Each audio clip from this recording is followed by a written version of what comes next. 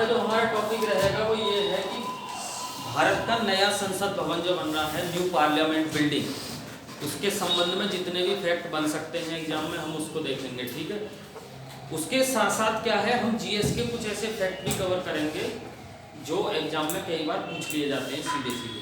ठीक है, तो सबसे पहले अगर हम इसकी बात करें, ये कहीं ना कहीं करंट से भी लिंक करेगा, पूरा करंट ही है। ठीक है, और साथ के साथ ये भी याद रखें, ये जो आज की क्लास का जो मेन उद्देश्य है वीडियो बनाने का भी यूट्यूब पर, इसे देखें क्योंकि 2021 के कम से कम 4 से 5 बार एग्जाम में यहाँ से क्वेश्चन पूछे जाएंगे। ठीक है, तो इसलिए बेहतर है कि पूरे एकाग्रता के साथ क्लास को ध्यान से सुनें। ठीक है, और उसी तरीके से इस पर लिखते रहें, जैसे जैसे पॉइंट्स लिखते रहेंगे तो ज़्यादा बेहतर रहेगा। सबसे पहले ये जान लें कि अगर भारत का नया संसद भवन का जो निर्माण हो रहा है तो इसकी आवश्यकता क्यों पड़ी।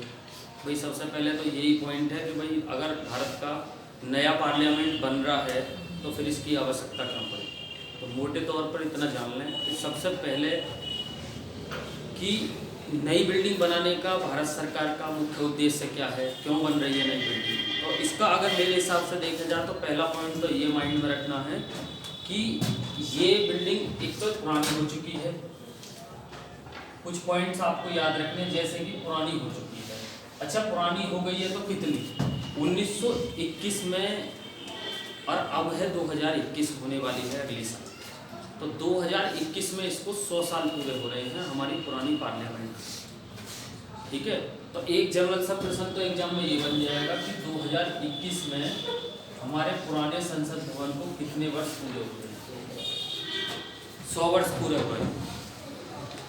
अगर 100 वर्ष पूरे हो रहे हैं तो सीधी सी बात है, कहीं ना कहीं पर जो नई संसद भवन है भाई सीधी सी बात बनाने की आवश्यकता पड़ेगी। बिल्डिंग में कोई भी चीज़ है एक निश्चित समय तक ही ठीक रह पाती है। ठीक है, दूसरी बात, उसमें आधुनिक सुविधाओं की कमी है। जो आजकल की आधुनिक सुविधाएं चल रही हैं वो उसमें इतनी नहीं थी पहली वाली बिल्डिंग में। तो 100 वर्ष पूरा होने जा रहे हैं, कहीं ना कहीं पहला कारण ये है कि बिल्डिंग कहीं ना कहीं कमजोर हो जाती है 100 वर्ष में, आप जानते ही होंगे, चाहे वो कैसी भी हो। दूसरा कारण क्या है नई बिल्डिंग बनने का, क्या मकसद हो सकता है सरकार का। आप जानते होंगे, लोकसभा की सीटों की संख्या और राज्य में विधानसभा की सीटों की संख्या सन 1971 की जनगणना पर आधारित है और वो 2026 तक जैसी है ऐसी की ऐसी रहेंगी, या कह दो यथावत रहेंगी। ठीक है, अब 2026 में परिसीमन होगा, और अभी मैंने कुछ समय पहले एक क्लास भी दी थी, परिसीमन आयोग, डिलिमिटेशन कमीशन। ठीक है, वो इसीलिए बनाई जिससे कि जानकारी हो जाए क्या है। कई बार एग्जाम में पूछ लिया जाता है ना डिलिमिटेशन कमीशन से क्वेश्चन। 2026 में परिसीमन होगा। अब परिसीमन होगा तो सीधी सी बात है लोकसभा की सीटों की संख्या बढ़ाई जाएगी। भाई सीधी सी बात है, इतने दिन बाद अगर परिसीमन होगा तो सीधी सी बात है लोकसभा की सीटों की संख्या बढ़ जाएगी, विधानसभा की भी सीटों की संख्या बढ़ेंगी। ठीक है, तो कहीं ना कहीं पर जो पिछली बिल्डिंग है हमारी जो लोकसभा की है, उसमें जो बैठने की व्यवस्था है वो एक निश्चित अनुपात में है। भाई वो उस हिसाब से बनाई गई है 1971 की जनगणना के अनुसार, क्योंकि 2026 तक मान के चलिए उत्तर प्रदेश में अभी लोकसभा की सीटों की संख्या कितनी, 80। 2026 में जब परिसीमन होगा तो हो सकता है ये 100 हो जाए, 110 हो जाए, समझ रहे हैं। तो कहीं ना कहीं सीटों की संख्या बढ़ेगी, तो सीधी सी बात है पार्लियामेंट में जो अंदर जो बैठने की व्यवस्था है मेंबर ऑफ पार्लियामेंट की, एमपी की, तो वहाँ पर उनके लिए बैठने के लिए भी तो ज़्यादा स्थान चाहिए। तो एक दूसरा पॉइंट ये है कि जो दूसरा पॉइंट है अगर हम इस तरीके से देखें तो फिर एक दूसरा पॉइंट ये भी है कहीं ना कहीं पर नई बिल्डिंग बनने का। ठीक, और तीसरा और अंतिम पॉइंट अगर हम देखें तो ये है नई बिल्डिंग बनाने का उद्देश्य, ये उद्देश्य में है जो याद रखने कि आधुनिक सुविधाओं से लैस होगी अब की बिल्डिंग, है ना। पहले मान के चलिए जो सुविधाएं पहले उस बिल्डिंग में नहीं थी और अब आधुनिक सुविधाएं उसमें लैस होगी। ठीक है, अगर हम देखें जरा सा भी थोड़ा सा ध्यान दें कि इसलिए बन रहा है हमारा नया संसद भवन, तो आपके इतने दिमाग में आ जाना चाहिए कि नया पार्लियामेंट जो बन रहा है वो क्यों बन रहा है। वो असली कारण ये जो 3 बातें हैं, मुख्यतः कारण यही है नया बिल्डिंग बनने का। ठीक है, उसके बाद के एक मैं छोटी सी कई वो फैक्चुअल जानकारी दे दे रहा हूँ जिससे कि एग्जाम में कुछ ऐसे क्वेश्चन कई बार पूछ लिए जाते हैं। अगर हम पार्लियामेंट की बात करें, भारत की संसद की, तो जो भारत की संसद है, जो संसदीय व्यवस्था है भारत की, वो ब्रिटेन के संविधान से ली गई है। ये क्वेश्चन आपको याद रखना है। क्वेश्चन इस प्रकार के क्वेश्चन वनडे एग्जाम में सीधे सीधे पूछ लिए जाते हैं कि भारत की जो संसद है वो किस देश के संविधान से ली गई है, किस देश के संविधान से प्रेरित है। ब्रिटेन के संविधान से ली गई है। पार्लियामेंट्री सिस्टम, इसको इंग्लिश में कह सकते हैं पार्लियामेंट्री सिस्टम, किस देश से लिया गया, ब्रिटेन से। ठीक है, और आप जानते होंगे, इस बात को भली बात ही सीख लें, क्वेश्चन एग्जाम में पूछा जा सकता है।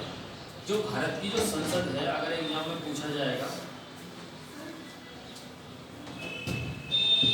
भारत की जो संसद है अगर एग्जाम में पूछा जाएगा, भारत की जो संसद है अगर एग्जाम में पूछा जाता है, ये बात ध्यान रखें। दो क्वेश्चन यहाँ से ऐसे बनते, कई बार उसमें स्टूडेंट कंफ्यूज हो जाते हैं एग्जाम में। जैसे कि ध्यान से सुनिए, अगर क्वेश्चन पूछ लिया जाता भारत की संसद के कितने अंग हैं, तो आप शायद जानते होंगे भारत की संसद के 3 अंग होते हैं। एक तो होता है आपका प्रेसिडेंट, राष्ट्रपति, एक होता है आपका राज्यसभा उच्च सदन, और एक होता है आपका लोकसभा निम्न सदन। ये बात आपको मालूम होगी और नहीं भी मालूम होगी, इसे दिमाग में रखें। एक क्वेश्चन पूछ लिया जाएगा कि भारत की संसद के कितने सदन हैं, तो कहीं ना कहीं पर दोनों में कंफ्यूजन हो जाता है। तो इस बेसिक पॉइंट को भी क्लियर रखें। अगर एग्जाम में पूछा जाता है कि भारत की संसद के कितने अंग हैं, तो अंग तो 3 हैं, जिसमें कि एक भारत का राष्ट्रपति और एक उच्च सदन राज्यसभा और एक निम्न सदन लोकसभा। क्लियर। अगर एग्जाम में पूछा जाता है कि भारत की संसद के कितने सदन हैं, तो सदन 2 ही हैं, एक है आपका राज्यसभा और एक है आपका लोकसभा। तो कई बार इसमें स्टूडेंट कंफ्यूज हो जाते हैं, तो उसको इस विषय में एकदम क्लियर स्पष्ट याद रखना जो कंफ्यूजन ना हो। ठीक है। अगर हम आर्टिकल की बात करें तो यहाँ पे कुछ ऐसे बेसिक पॉइंट क्लियर रखें। भारत की संसद जो बनती है, जो हम आज पढ़ने वाले हैं, 3 से मिलकर बनती है। राष्ट्रपति देख ही रहे हम, लोकसभा और राज्यसभा। लेकिन याद रखें, क्वेश्चन एग्जाम में पूछा जाएगा भारतीय कॉन्स्टिट्यूशन के किस आर्टिकल के अंतर्गत ये व्यवस्था की गई है कि भारत की संसद जो है 3 अंगों से मिलकर बनेगी। तो याद रखना आर्टिकल 79 है ना। आर्टिकल 79 में भारत के संविधान में ये बात साफ शब्दों में लिखी हुई है कि भारत की जो संसद है, पार्लियामेंट है, वो 3 अंगों से मिलकर बनेगी। राष्ट्रपति, राज्यसभा और लोकसभा से मिलकर बनेगी। ठीक है। ऐसा एग्जाम में, एसआई वगैरह के एग्जाम में क्वेश्चन पूछा जा सकता है कि संविधान के किस अनुच्छेद में व्यवस्था की गई है कि भारत की संसद राष्ट्रपति, लोकसभा और राज्यसभा से मिलकर बनेगी। ठीक है। इसके साथ साथ ये बात याद रखें, जब हम इसकी शुरुआत कर ही रहे हैं तो याद रखें आर्टिकल 80 में आती है राज्यसभा, जो कि पहले उच्च सदन आता था। कई बार स्टूडेंट इस दोनों आर्टिकल में कंफ्यूज हो जाते हैं कि 80 में लोकसभा है या 81 में लोकसभा है, या 80 में राज्यसभा है या 81 में। ध्यान रखिए, उच्च सदन कौन सा होता है? उच्च सदन होता है राज्यसभा। तो पहले उच्च सदन है तो उच्च सदन आएगा पहले 80 में, और उसके बाद निम्न सदन होता है लोकसभा, तो वो आएगा 81 में।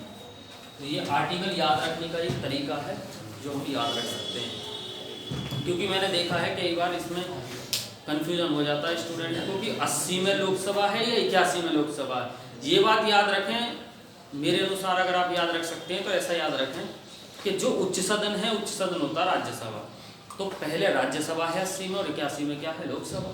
सीधा याद रखना। ठीक है। उसके साथ साथ अभी हम पढ़ने वाले हैं, ये तो कुछ ऐसे पॉइंट्स थे जो हमें याद रखने हैं बेसिक। और आज का जो हमारा टॉपिक ये है कि भारत का जो नया पार्लियामेंट बन रहा है, नया संसद भवन बन रहा है, वो कहाँ बन रहा है, कैसे बन रहा है, किस आकार में है, उस पर हम चर्चा करेंगे। ठीक है। तो सबसे पहले तो ये जान लें कि पहला जो पार्लियामेंट था हमारा भारत का संसद भवन, वो एक गोलाकार था। एग्जाम में आप जानते भी होंगे, वैसे भी देखा होगा गोलाकार। नया जो पार्लियामेंट बन रहा है भारत का, नया संसद भवन, तो पहला सवाल यहाँ से ये बनता है कि वो किस प्रकार का। तो याद रखें, वो त्रिभुजाकार है, एग्जाम में पूछा जाएगा।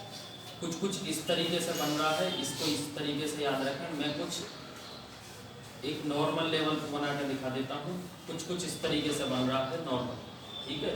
तो पहला एग्जाम में क्वेश्चन पूछा जाएगा कि नया संसद भवन का जो आकार है वो किस प्रकार का है। तो याद रखें, अब जो नया संसद भवन बन रहा है उसका आकार कैसा है, त्रिभुजाकार, ठीक है। दिल्ली में ही बन रहा है, ये बात क्लियर याद रखें, है ना। पहला भी दिल्ली में ही था, अभी भी।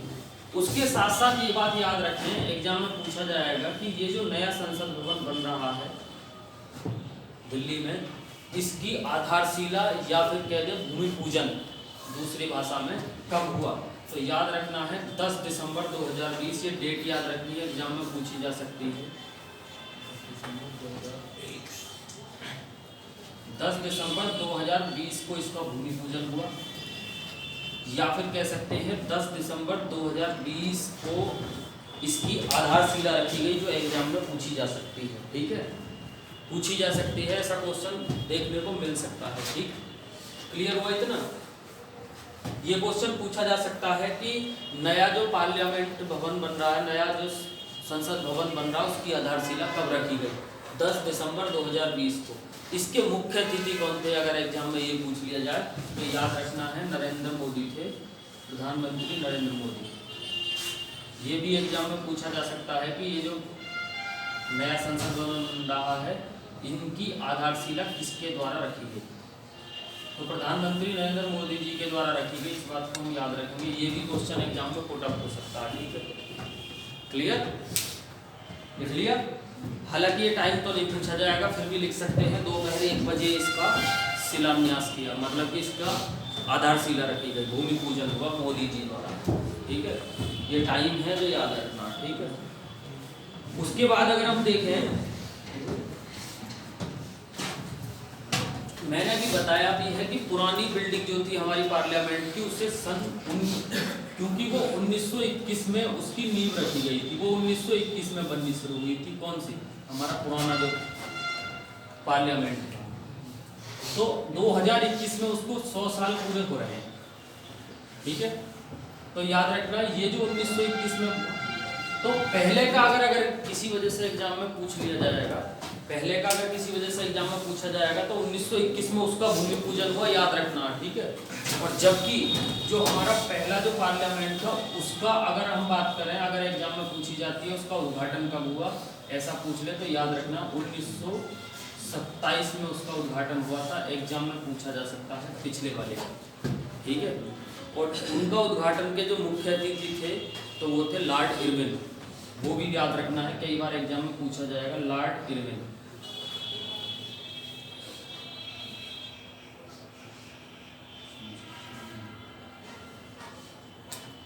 वो थे आपके लॉर्ड इरविन। तो ये तो कुछ पहले फैक्ट हैं जो हमें याद भी रखने हैं। साथ ही साथ अभी जो हुआ है नया भूमि पूजन 10 दिसंबर 2020 को हुआ, डेट याद रखनी है। किसने किया है, नरेंद्र मोदी ने किया है, ये बात याद रखनी है, ठीक है। उसके साथ साथ नया जो पार्लियामेंट भवन, जो पार्लियामेंट बन रहा है भारत का, उसका आकार कैसा है, त्रिभुजाकार है, जबकि पहले वाला जो था उसका आकार कैसा था, गोलाकार, ठीक है। कई बार हो सकता है पिछला भी पूछ ले, वैसे नए से क्वेश्चन ज़्यादा बन सकते हैं, ये बात याद रखेंगे, ठीक है। अगर हम देखें तो पहले वाले का 1921 में जो हमारा पहला बना, उसका जो डिजाइन तैयार किया था वो किसने बनाया था। अगर हम डिजाइन की बात करें तो लुटियंस और हर्बर्ट बेकर ने बनाया था, याद रखना। अगर हम इसकी बात करें 1921 में जो हमारा पहला वाला जो संसद भवन था उसका डिजाइन किसने बनाया, कई बार पूछा जाता है एग्जाम में, तो वो बनाया था आपका एडविन लुटियंस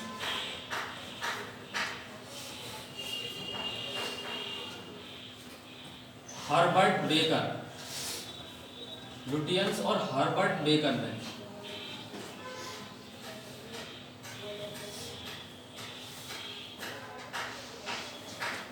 एक एक फैक्ट को लिखते रहे जिससे कि आपका टोटल कॉन्सेप्ट क्लियर हो जाए, ठीक है। तो याद रखें, पहला जो हमारा पार्लियामेंट था जो गोलाकार स्थिति में था, उसको किसने बनाया था, उसका डिजाइन किसने तैयार किया, तो याद रखना है लुटियंस और हर्बर्ट बेकर नाम के व्यक्तियों ने उसका डिजाइन तैयार किया। और उस समय उसकी नींव कब रखी गई थी, तो उसकी जो नींव थी 1921 में रखी गई। अगर एग्जाम में पूछा जाए पिछले संसद भवन का, पुराने संसद भवन का उद्घाटन कब हुआ, तो 1927 में हुआ, जो कि लाड़ेपुर ने किया। ठीक है, और याद रखें अब जो हमारा संसद भवन है नया, उसकी जो नींव रखी गई है 10 दिसंबर 2020 को, किसने रखी है? प्रधानमंत्री नरेंद्र मोदी जी ने रखी है, ये बात याद रखिए। ठीक है, अगर हम इसकी डिजाइन की बात करें तो आप जानते होंगे त्रिभुजाकार है, ये बात याद रखनी है। क्वेश्चन पूछा जाएगा कि इस नए संसद भवन का डिजाइन किसने तैयार किया है, तो उसका ठीक तरीके से याद रख लें, HCP जो गुजरात की एक आर्किटेक्चर कंपनी है, उसने डिजाइन तैयार किया है। याद रखना, क्वेश्चन पूछा जा सकता है कि किस कंपनी ने नए पार्लियामेंट का डिजाइन तैयार किया है, तो HCP एक कंपनी है, गुजरात के भी अहमदाबाद की कंपनी है। याद रखना, अगर पूछ ले शहर का भी नाम पूछ ले तो याद रखने गुजरात के भी अहमदाबाद की एक आर्किटेक्चर कंपनी है, उसने ये डिजाइन तैयार किया है। क्लियर? तो क्वेश्चन पूछा जा सकता है कि किस कंपनी ने नए पार्लियामेंट का, जो भारत का नया संसद भवन है, उसका जो है प्रारूप तैयार किया है। तो दिमाग में एकदम फिट बैठा लेना, HCP कंपनी है जो एक आर्किटेक्चर कंपनी है, और कहाँ की है? गुजरात की। अगर गुजरात में भी पूछी जाती है कहाँ की है, तो फिर अहमदाबाद की। याद रखना, उसने तैयार किया है। और इसका नया जो पार्लियामेंट है उसका आकार कैसा होगा? उसका आकार होगा त्रिभुजाकार। याद रखना, क्वेश्चन पूछा जा सकता है। ठीक है, अगर हम इसके उद्घाटन की बात करें, अगर नए पार्लियामेंट का जो उद्घाटन होगा वो कब होगा, तो जैसा कि मैंने बताया ही है कि 2021 में तो इसको हो रहे हैं पुराने वाले को 100 वर्ष पूरे। लेकिन ये बात अच्छी तरीके से याद रखनी है, अगर एग्जाम में पूछा जाता है कि जो नया पार्लियामेंट बन रहा है भारत का, उसका उद्घाटन कब होगा, तो याद रखें इसका उद्घाटन सन 2022 में होगा। एग्जाम में पूछा जा सकता है नया पार्लियामेंट जो बन रहा है भारत में, नया संसद भवन, उसका उद्घाटन कब होगा? सन 2022 में होगा। ये बात याद रखनी। एक तो प्रश्न एग्जाम में यही बनेगा कि जो नया पार्लियामेंट है भारत का, जो नया पार्लियामेंट बन रहा है, उसका उद्घाटन किस वर्ष होगा। अगर एग्जाम में पूछी जाती है तो ध्यान रखना है 2022 में होगा। क्लियर? और अगर एग्जाम में ये पूछी जाती है कि पुराने संसद भवन को 100 वर्ष कब पूरे हो रहे हैं, तो याद रखें 2021 में पूरे हो रहे हैं।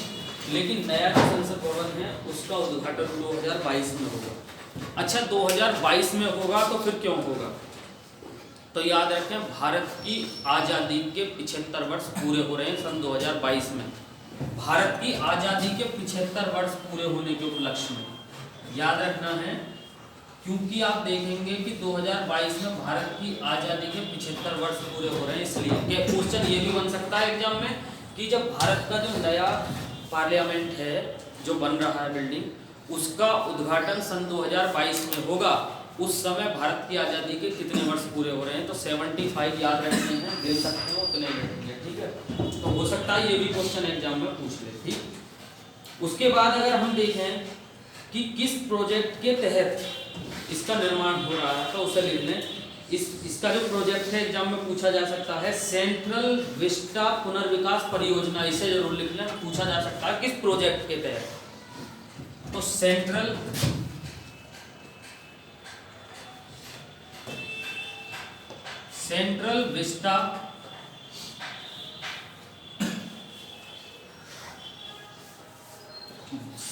विस्टा पुनर्विकास परियोजना।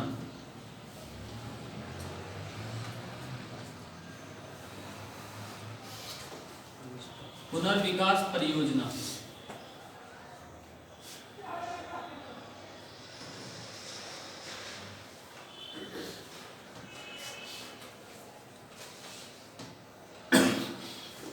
ये क्वेश्चन एग्जाम में पूछा जा सकता है। इस बात को विशेष याद रखें कि भारत का जो नया संसद भवन बन रहा है, नई बिल्डिंग, तो उसका जो प्रोजेक्ट है, किस प्रोजेक्ट के तहत या किस परियोजना के तहत उसका कार्य किया जाएगा, तो सेंट्रल विस्टा पुनर्विकास परियोजना। लेकिन इसको बनाने वाली कंपनी कौन सी है, अगर एग्जाम में पूछ लिया जाए, ध्यान रखना, इसको बनाने वाली कंपनी कौन सी है, तो लिख लें जिसको इसको ठेका दिया गया है, उसमें बोली लगा कर ठेका लिया है, टाटा प्रोजेक्ट लिमिटेड। याद रखना है Tata project limited. Tata project limited.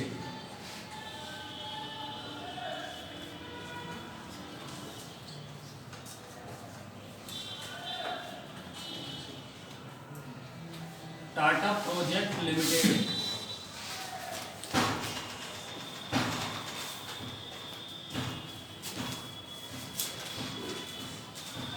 तो ये जो कुछ क्वेश्चन ऐसे हैं जो बिल्कुल एकदम एग्जैक्ट पूछे जाएंगे एग्जाम में, ध्यान रखना। 2021 की किसी भी एग्जाम में ये पूछे जा सकते हैं, ध्यान रखना।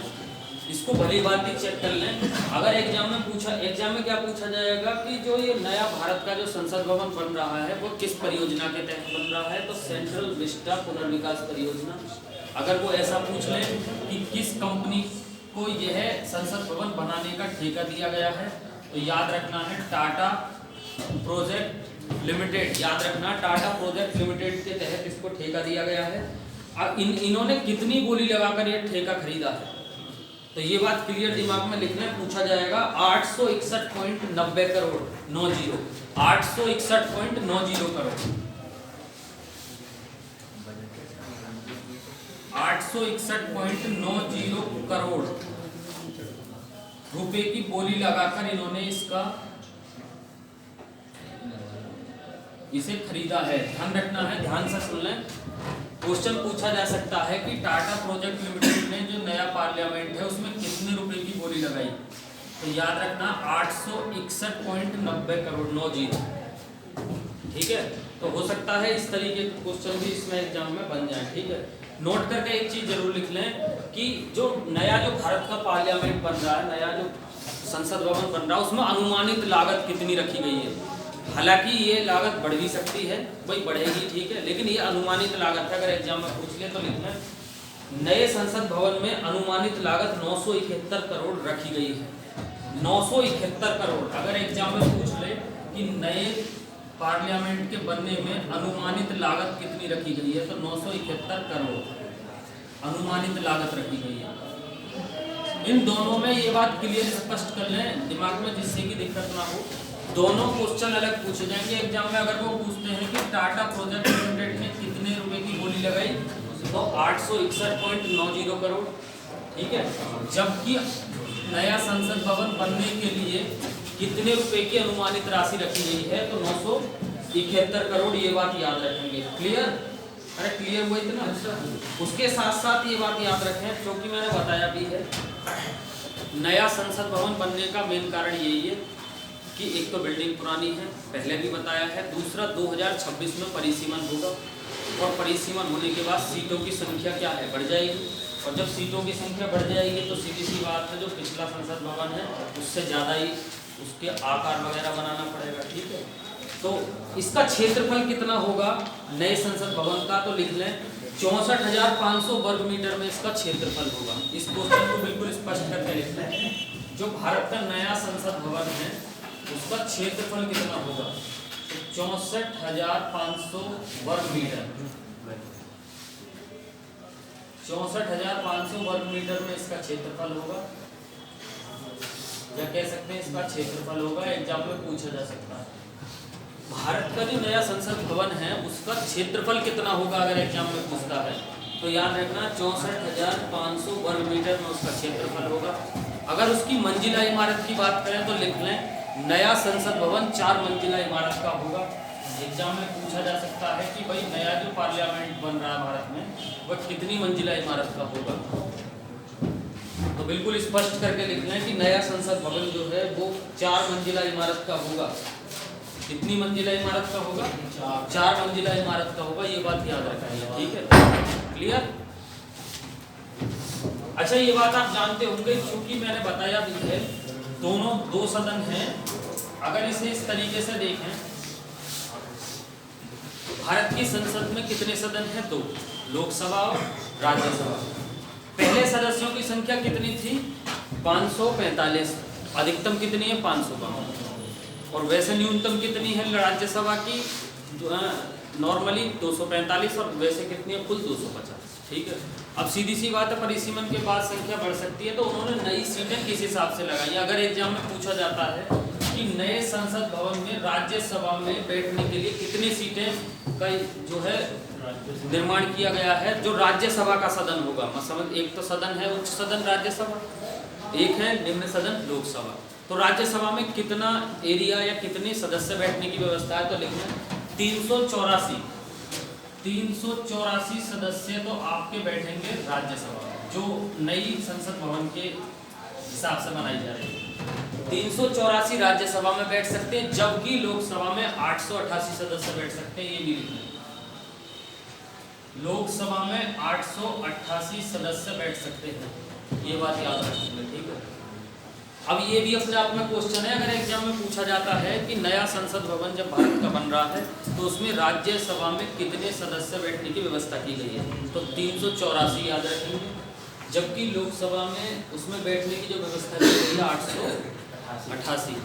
कई बार एग्जाम में पूछा जा सकता है कि संसद का जो संयुक्त अधिवेशन होता है, जिसे हम जॉइंट सेशन कहते हैं, ठीक है, कब बुलाया जाता है। आप भली बात ही जानते होंगे, संसद का संयुक्त अधिवेशन जब लोकसभा और राज्यसभा में साधारण विधेयक पर किसी मुद्दे पर मतभेद हो जाता है, तब हमेशा क्या बुलाया जाता है, संसद का संयुक्त अधिवेशन, जिसको हम इंग्लिश में कहते हैं जॉइंट सेशन, ठीक है। कौन बुलाता है, आर्टिकल 108 से भारत का राष्ट्रपति, ये चीज़ मैंने बता दी रखी है, ठीक है। और उसकी अध्यक्षता कौन करता है, लोकसभा का अध्यक्ष, आर्टिकल 118(4) से, ठीक है। तो अगर संसद का संयुक्त अधिवेशन होता है तो उसमें कितने सदस्य बैठने की नई व्यवस्था की जाएगी नए पार्लियामेंट में, तो याद रखना, लिख लेना है, दोनों को जोड़कर 1272 संयुक्त अधिवेशन के समय जो पार्लियामेंट में कितने की व्यवस्था की जाएगी, तो दोनों को जोड़ के याद रखना 1272। अगर किसी वजह से नए पार्लियामेंट में जब भारत का जो नया संसद भवन बन जाएगा तो उसमें अगर जॉइंट सेशन होता है, संयुक्त अधिवेशन जिसे हम कहते हैं, तो उसमें कितने की बैठने की व्यवस्था की जाएगी, 1272। ये क्वेश्चन एग्जाम में पूछा जा सकता है कि नए संसद भवन में संयुक्त अधिवेशन में कितने सदस्य बैठने की व्यवस्था की जाएगी, तो 1272, ठीक है। ये बात याद रखनी है, क्वेश्चन इस प्रकार से एग्जाम में पूछे जा सकते हैं। संयुक्त अधिवेशन के बारे में मैं एक बार से ध्यान से सुनना है, मैं बता दे रहा हूँ क्या होता है जॉइंट सेशन। संयुक्त अधिवेशन जो है, जब दोनों सदनों में, राज्यसभा में और लोकसभा में, जब दोनों सदनों में मतभेद हो जाता है किसी साधारण विधेयक को लेकर, समझ रहे हैं, तब क्या होता है, तब भारत का राष्ट्रपति संविधान के अनुच्छेद 108 के तहत भारत का संसद का संयुक्त अधिवेशन बुलाता है। संसद क्यों बुलाता है, क्योंकि वो मामला सुलझ जाए, ठीक है। और संयुक्त अधिवेशन जो बुलाता है उसकी अध्यक्षता करता है लोकसभा का अध्यक्ष। कई बार एग्जाम में क्वेश्चन पूछ लिया जाता है कि संयुक्त अधिवेशन की अध्यक्षता कौन करता है, तो लोकसभा का अध्यक्ष करता है, याद रखेंगे, स्पीकर ऑफ लोकसभा, ठीक है। और ये बात मैंने शायद पहले भी बताई थी, नहीं भी मालूम है तो इसको ध्यान से सुन लेना। अगर संसद का संयुक्त अधिवेशन बुलाया जाता है और किसी वजह से लोकसभा का अध्यक्ष वहाँ उपस्थित नहीं है, तो संयुक्त अधिवेशन की अध्यक्षता करता है लोकसभा का उपाध्यक्ष, ठीक है। और किसी कारण से उपाध्यक्ष भी अगर अनुपस्थित है तो याद रखना है, संयुक्त अधिवेशन की अध्यक्षता करता है राज्यसभा का उपसभापति, ना कि सभापति। अब सभापति क्यों नहीं करता, ये बात दिमाग में आ रही होगी, तो सीधा याद रखना, क्योंकि वह संसद के किसी भी सदन का सदस्य नहीं होता, क्योंकि राज्यसभा का सभापति होता है उपराष्ट्रपति, और उपराष्ट्रपति क्या है, वो संसद के किसी भी सदन का सदस्य नहीं होता, इसलिए वो संयुक्त अधिवेशन की अध्यक्षता नहीं करता। ये बात याद रखेंगे। हो सकता है कई बार एग्जाम में ऐसा क्वेश्चन बन जाए कि दिए गए विकल्पों में से कौन संसद के संयुक्त अधिवेशन की अध्यक्षता नहीं करता, उसमें ऑप्शन में होंगे ए लोकसभा का अध्यक्ष, बी उपाध्यक्ष, सी राज्यसभा का उपसभापति और डी राज्यसभा का सभापति। तो कहीं ना कहीं पे ऐसा क्वेश्चन भी हो सकता है एग्जाम में बन जाए, तो उसको कंफर्म क्लियर करने के लिए ये कॉन्सेप्ट क्लियर होना चाहिए, ठीक है। तो अगर लोकसभा का उपाध्यक्ष अनुपस्थित है जॉइंट सेशन में, तो फिर कौन करेगा, राज्यसभा का उपसभापति। और अगर किसी वजह से उपसभापति भी अनुपस्थित है तब कौन करेगा, तब याद रखना है, जितने भी जॉइंट सेशन में उपस्थित सदस्य हैं, मेंबर ऑफ पार्लियामेंट, जितने भी वहाँ बैठे हुए हैं, उनमें से ही ये बात तय की जाएगी या उनमें से ही ये क्लियर किया जाएगा कि अध्यक्षता संयुक्त अधिवेशन की कौन करेगा। क्लियर? तो ये कॉन्सेप्ट क्लियर हो जाना चाहिए। अब एक बात दिमाग में आ जानी चाहिए, ये भी एक अपने आप में क्वेश्चन है कि भाई संयुक्त अधिवेशन जो है ये जॉइंट सेशन पार्लियामेंट का, इसका कोरम कितना होता है? तो कोरम आप जानते होंगे कुल सदस्य संख्या का 1/10 होता है, चाहे लोकसभा की बात हो, चाहे राज्यसभा की बात हो, चाहे स्टेट में विधानसभा की बात हो, लेजिस्लेचर की बात हो, या फिर लोकसभा की बात हो, या फिर सेंटर पर राज्यसभा की बात हो। ठीक है, लेकिन संयुक्त अधिवेशन का कोरम का मतलब समझ लीजिए, लोकसभा की सदस्य संख्या और राज्यसभा की सदस्य संख्या, ठीक है, उसका टोटल का 1/10। ध्यान से सुनिए, लोकसभा की सदस्य संख्या और राज्यसभा की सदस्य संख्या का टोटल का 1/10 सदस्य यदि उपस्थित होते हैं तो ही क्या बुलाया जाएगा? Joint session. ठीक है, और नया जो हमारा पार्लियामेंट बना है तो उसमें बस इतना ही याद रखें, क्या पूछा जाएगा यहाँ से ये कि जो संयुक्त अधिवेशन होगा नया संसद भवन में, तो उसके लिए कितनी सीटें बनाई गई हैं? तो याद रखना 1272 सीटें बनाई गई हैं। क्लियर? और लोकसभा के लिए कितनी बनाई गई हैं? 888, और राज्यसभा के लिए कितनी बनाई गई है? 384। ये बात याद रखेंगे। ठीक है, हाँ, तो बाकी देखते हैं हम फिर। जय हिंद, जय भारत।